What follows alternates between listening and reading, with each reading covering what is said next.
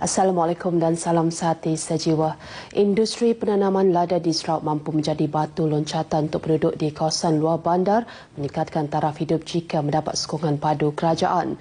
Kerana itu, Lembaga Lada Malaysia akan berusaha menarik lebih ramai penduduk di luar bandar mengusahakan tanaman lada sekaligus meningkatkan jumlah keluasan penanaman lada di negeri ini.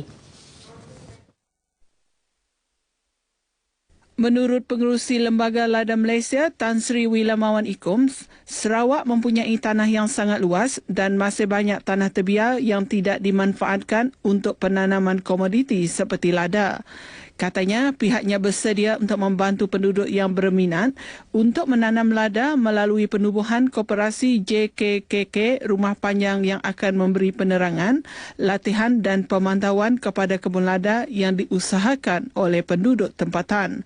Jelasnya, lada kini mempunyai permintaan sangat tinggi, namun penduduk di negeri ini memilih untuk menanam tanaman seperti kelapa sawit dan getah kerana komoditi tersebut menghasilkan pendapatan harian atau bulanan berbanding lada yang dituai setahun sekali. So problem is not the availability of land, just a matter that we have not known the potential of big earning that pepper can give you, because harvest only one. That's why you see when those people who have planted pepper, they increase their acreage from 500 to 1,000, 3,000. People who have never planted pepper will never plant pepper because they never seem to know. Beliau percaya jika industri lada diuruskan dengan baik, ia bukan sahaja mampu mengubah kehidupan rakyat, malah mampu memberi sumbangan kepada pertumbuhan ekonomi negara, memandangkan harga lada hitam dan putih yang kini masih berada di paras yang tinggi. Tan Sri Wilamawan yang juga adun pakan ditemui media selepas merasmikan projek jambatan dan jalan raya desa di Rumah Budum Pakan. Setakat semalam, harga komoditi lada di Sibu berada di paras RM25,500 setan untuk lada hitam, manakala lada putih berada di paras RM36,800 setan. Kebakaran yang memusnahkan sekolah Sungai Sugai Pakan Isnin lepas terus mendapat perhatian. Semalam, Ahli Dewan Undangan Negeri Adun Pakan, Tan Sri Wilamawan Ikom turut menyumbangkan bantuan segera sebanyak RM30,000. Menurut Tan Sri Wilamawan, dana tersebut sebagai dana permulaan untuk membantu pihak sekolah menyediakan persekitaran pembelajaran yang lebih selesa untuk pelajar.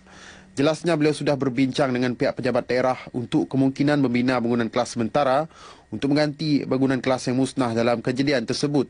Dedahnya, jika perlu, beliau akan merancang aktiviti gotong royong untuk membina bangunan sementara tersebut bersama penduduk sekitar Pakan. Beliau turut berharap Kementerian Pendidikan dapat menyegerakan kerja pembinaan bangunan baharu sekolah berkenaan selepas kejadian ini berlaku kerana sekolah SK Sungai Sugai merupakan antara sekolah yang tersenarai dalam sekolah yang bakal diganti dengan sistem binaan berindustri IBS di Sarawak. Tan Sri Wilamawan ditemui media selepas merasmikan jambatan dan jalan raya desa menuju ke Rumah Budum dekat Jalan Tubai Buah, Pakan. Projek di bawah dana program transformasi luar bandar RTP bernilai lebih RM280,000 itu melibatkan pembinaan sebuah jambatan besi dan jalan konkrit menuju ke Rumah Panjang Budum. Majlis Adat Istiadat Sarawak MAIS akan mempunyai sistem baharu iaitu My Identity yang akan dihubungkan terus dengan Jabatan Pendaftaran Negeri JPN. Menteri Kebajikan Wanita dan Kesejahteraan Komuniti Datuk Fatimah Abdullah berkata melalui sistem itu maklumat mengenai pasangan yang berkahwin yang didaftarkan melalui MAIS akan dapat diselaraskan dengan JPN. Katanya maklumat itu akan memudahkan prosedur perkahwinan dan kelahiran diselaraskan sekaligus tidak bercanggah. Merujuk kepada kes seorang pelajar Rika Herlin Jin, 17 tahun yang tidak mempunyai kad pengenalan kerana kelewatan ibu bapanya mendaftarkan perkahwinan mereka dengan JPN, beliau berkata ia telah menyukarkan anak berkenaan mendapatkan MyCard. Justru beliau telah berunding dengan ibu bapa Rika supaya segera mendaftarkan perkahwinan berkenaan. Ia bagi membolehkan maklumat Rika diproses segera bagi memudahkan dia menduduki peperiksaan sijil pelajaran Malaysia tahun ini. Pasangan itu telah berkahwin pada tahun 1998, setahun sebelum Rika dilahirkan. Akibat mengeluarkan kenyataan palsu di laman sosial, seorang polis bantuan di Gedung Simunjan bakal berdepan dengan hukuman penjara. Menurut Ketua Jabatan Siasatan Jenayah IPK Sarawak, SAC Datuk Dev Kumar, suspek yang kini tahan reman itu didapati telah mengeluarkan kenyataan palsu berhubung satu pergaduhan antara etnik Timur dan Bugis di Indonesia sehingga menyebabkan kehilangan satu nyawa. Bagaimanapun, selepas disiasat, kejadian Ahad lepas itu hanyalah melibatkan pertengkaran biasa antara pekerja dan mereka hanya mengalami kecederaan sahaja. Mengesahkan kejadian itu di Kuching, SSC Datuk Dev berkata dalam kes tersebut, beberapa individu telah ditahan bagi membantu siasatan. Tegasnya, polis tidak akan teragak-agak untuk menahan mana-mana netizen yang sengaja menimbulkan kegusaran melalui media sosial, malah terdapat peruntukan bagi mendakwa si pelaku. Kes disiasat di bawah Seksyen 233-1-A Akta Komunikasi dan Multimedia 1998. Sekitar 10% atau 37,000 kejadian buruk melibatkan pesakit direkodkan daripada lebih 3 juta kemasukan pesakit di hospital di negara ini berdasarkan statistik insiden keselamatan pesakit bagi tahun 2015. Unit Keselamatan Pesakit Malaysia 2016 ini termasuklah kesalahan ubat, kesalahan pembedahan dan pemindahan. Menteri Muda Pengangkutan Darat, Udara dan Keselamatan Datuk Lee Kim Shin bagaimanapun berkata angka itu hanya sebahagian kecil kes kerana terdapat banyak kejadian masih tidak dilaporkan dalam sistem dan statistik hanya menggambarkan kejadian berlaku di hospital kerajaan. Beliau berkata demikian pada majlis perasmian kempen Minggu Patient Safety Goals peringkat Hospital Miri. Justru katanya pelaksanaan Matlamat Keselamatan Pesakit Malaysia MPSG penting bagi mengalak organisasi penjagaan kesihatan untuk meningkatkan kawasan keselamatan pesakit utama serta keselamatan pesakit amnya. Jelasnya terdapat 13 matlamat MPSG telah ditetapkan termasuk melaksanakan tadbir urus klinikal, kebersihan tangan, pemudahan yang selamat, produk darah dan pemindahan yang selamat serta memastikan keselamatan ubat. Sementara itu, Timbalan Pengarah Hospital Miri, Dr. Elis Tiong Min Lee berkata Hospital Miri komited untuk melaksanakan MPSG bagi meningkatkan mutu perkhidmatan kesihatan dan meningkatkan tahap keselamatan perubatan. Beliau juga pengurusi kempen berkenaan menambah pihaknya akan mengukuhkan asas konsep keselamatan pesakit dan pengukuran melalui pelaksanaan 13 MPSG dengan aktiviti-aktiviti pemantauan dan peningkatan kualiti semasa kempen tersebut. Ini termasuk sesi pendidikan perubatan berterusan harian dengan pelbagai topik keselamatan pesakit berkaitan dengan 13 MPSG bagi memastikan kekitangan dikemas kini dengan program-program keselamatan pesakit di negara ini, kemajuan perubatan dan isu semasa. Seramai 37,177 atau 88.7% daripada keseluruhan guru di negeri ini setakat Oktober tahun ini adalah anak tempatan. Selebihnya iaitu 4,738 atau 11.3% merupakan guru dari luar Sarawak.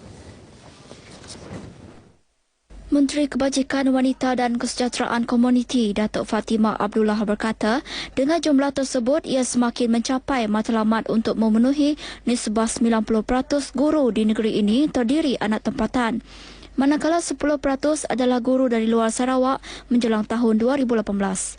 Kalau kita ikut dari segi our track last time was 2016, 2016, 2017 and 2018. By 2018, 90.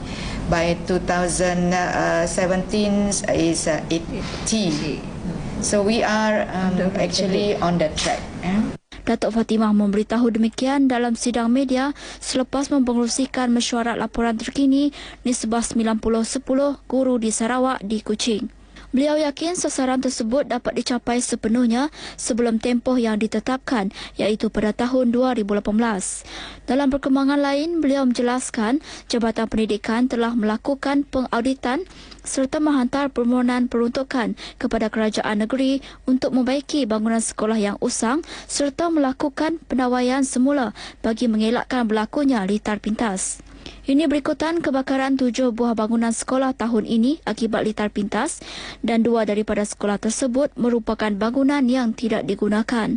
Tambahnya, terdapat sebanyak 486 sekolah daif di negeri ini dan 183 daripada jumlah tersebut perlu dibaiki dengan segera. Pendidikan awal kanak-kanak penting bagi memperkukuhkan dan memacu perkembangan minda anak-anak seawal usia. Ahli Dewan Undangan Negeri Semelaju, Majang Renggi memberitahu ibu bapa turut memainkan peranan dengan menjadi contoh terbaik dalam mendidik dan membentuk sasiah anak-anak. Jelasnya, selain peranan ibu bapa, kerajaan juga komited dengan menyedia dan melaksanakan pelbagai inisiatif dan program transformasi serta penambahbaikan bagi menjadi pemangkin kejayaan anak-anak di masa depan. Ini termasuk menyediakan kelas khas bagi kanak-kanak berumur di antara 4 hingga 6 tahun untuk menggalak perkembangan sosial, emosi, intelek dan fizikal di samping menyediakan asas yang kukuh sebelum mendapat pendidikan formal di sekolah rendah. Majang Renggi berucap dalam majlis perasmian mini convocation Tabika Kemas dan Taska Permata Kemas 2016 bagi Parlimen Bintulu di Bintulu. Seramai 524 kanak-kanak Tabika dan Taska Kemas menerima sijil masing-masing dalam majlis tersebut. Bila seterusnya kita beralih ke segmen agenda hari ini.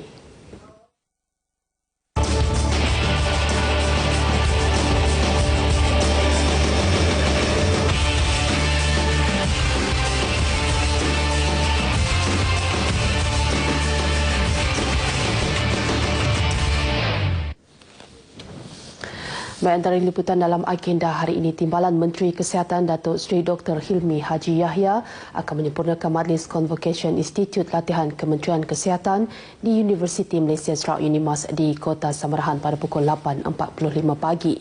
Sementara itu, pada pukul 4 petang, Timbalan Menteri Pertanian dan Industri Asas Tani Anthony Nogeh akan menghadiri program Kelelut Walk di Dewan Suara Sibu Bau. Manakala pada pukul 9 pagi, Menteri Kebajikan Wanita dan Kesejahteraan Komuniti Datuk Hajah Fatimah Abdullah akan melancarkan program Skuad Sayang dan seminar kepimpinan wanita Parti Pesaka Bumi-Putera Bersatu PBB N78 Mulu Mili. Baik, demikian antara liputan acara dalam agenda hari ini. Untuk berita seterusnya, kita kembali ke angkasa bersama Nurul Hidayah. Silakan.